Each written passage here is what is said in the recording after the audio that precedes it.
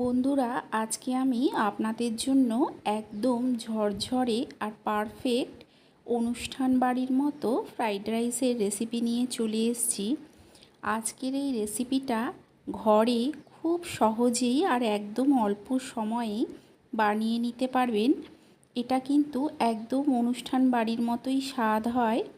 তাহলে চলুন দেরি না করে দেখে নেওয়া যাক যে বাড়িতেই খুব সহজে কিভাবে এটা আপনারা বানিয়ে নিতে পারবেন। এটা বানানোর জন্য প্রথমেই এখানে দেখুন একটা হাঁড়ির মধ্যে আমি কিছুটা জল গরম বসিয়ে দিয়েছি। এর মধ্যে দিয়ে দিচ্ছি 4টে ফাটিয়ে নেওয়া এলাচ, দারচিনি, লবঙ্গ আর 2টো তেজপাতা দিয়ে জলটাকে ফুটতে দিয়েছি। জলটা যতক্ষণ ফুটছে এখানে দেখুন আমি নিয়ে নিয়েছি বাসমতি চাল। চালটা বাসমতি চালই নেওয়ার চেষ্টা করবেন, ফ্রাইড রাইসে খেতে ভালো লাগে। খুব বেশি জোর দিয়ে কিন্তু এটা ধোবেন না, যাতে চালটা না ভেঙে যায়। হালকা হাতে 2-3 বার জল পাল্টে দেখুন ধুয়ে নিয়েছি।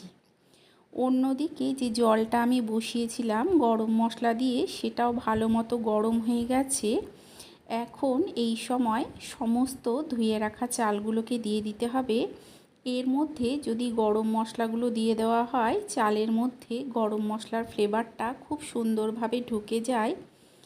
এটা হোক ততক্ষণ অন্যদিকে আমি কিছু সবজি নিয়েছি, সেগুলো আপনাদের দেখিয়ে দিচ্ছি। এখানে নিয়েছি দেখুন গাজরটাকে লম্বা টুকরো করে কেটে নিয়েছি।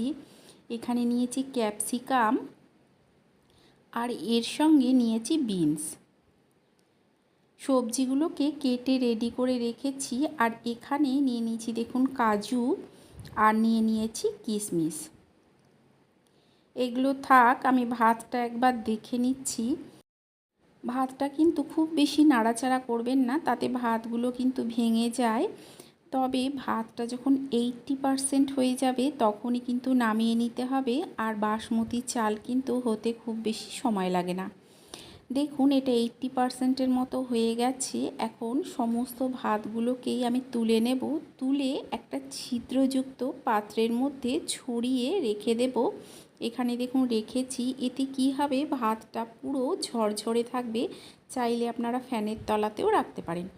এখানে একটা কড়াইয়ের মধ্যে দিয়ে দিলাম কিছুটা সাদা তেল। তেলটা কিন্তু অবশ্যই সাদা তেল দেবেন। সর্ষের তেল দিলে একটা রং চলে আসে। ঘি দিয়েও কিন্তু আপনারা এটা ভেজে নিতে পারেন। তেলটা গরম হয়ে গেলে সমস্ত গাজরটা আর বিনসটা দিয়ে দেব। তবে ক্যাপসিকামটা আমি দেব না এখন, যেহেতু ক্যাপসিকাম অল্প সময়ের মধ্যেই ভাজা হয়ে যায়। দিয়ে দিলাম অল্প লবণ। লবণটাকে দিয়ে এই গাজরটা আর বিনসটাকে কিছুক্ষণ ভেজে নিতে হবে, যাতে গাজরটা আর বিনসটা প্রায় 70%-এর মতো হয়ে যায়। যখন দেখবেন গাজরটা আর বিনসটা বেশ কিছুটা নরম হয়ে চলে এসছে, তখন দিয়ে দিতে হবে ক্যাপসিকামটা।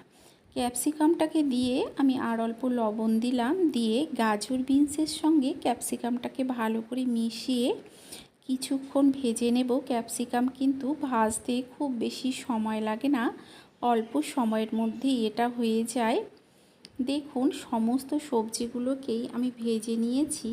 এখন সমস্ত সবজিগুলোকেই আমি তুলে নেব। সমস্ত সবজিগুলোকে তুলে নিয়ে ওই তেলের মধ্যে আর কিছুটা সাদা তেল দিয়ে দিলাম কাজু বাদামগুলো। কাজু বাদামগুলোকে একটু উল্টে পাল্টে লাল করে ভেজে নিতে হবে। তবে গ্যাসের ফ্লেম কিন্তু একেবারে হাইতে করে ভাজবেন না, তাহলে কিন্তু বাদামগুলো পুড়ে যাবে। দেখুন বাদামগুলোকে আমি ভেজে নিয়েছি, ঠিক এই রকম হতে হবে। এখন এগুলোকে তুলে নেব। সমস্ত বাদামগুলোকে তুলে নিয়ে দিয়ে দিলাম কিশমিশগুলো। কিশমিশ কিন্তু আরও অল্প সময়ের মধ্যেই ভাজা হয়ে যায়।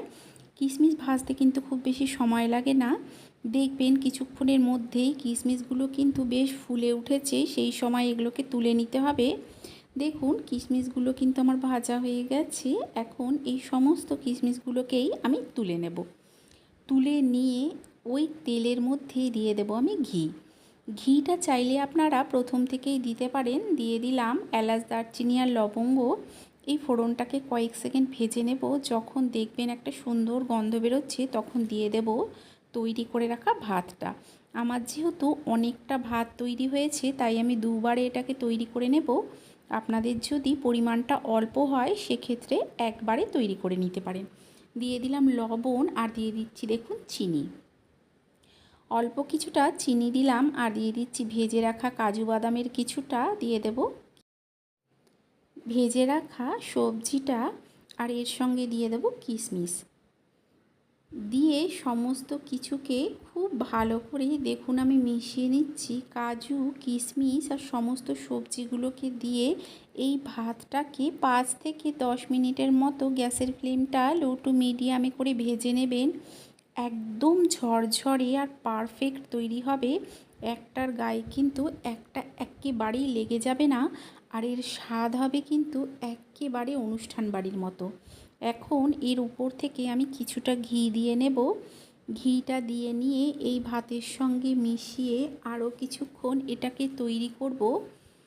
দেখেই বুঝতে পারছেন আপনারা যে এটা কতটা ঝরঝরে আর পারফেক্ট হয়েছে। আপনারা এইভাবে একবার বানিয়ে খেয়ে দেখবেন, আশা করছি আপনাদেরও ভালো লাগবে। দেখুন তৈরি হয়ে গেছে এই রেসিপি। তাহলে চলুন আপনাদের সঙ্গে দেখা হচ্ছে আরও একটা নতুন ভিডিও নিয়ে।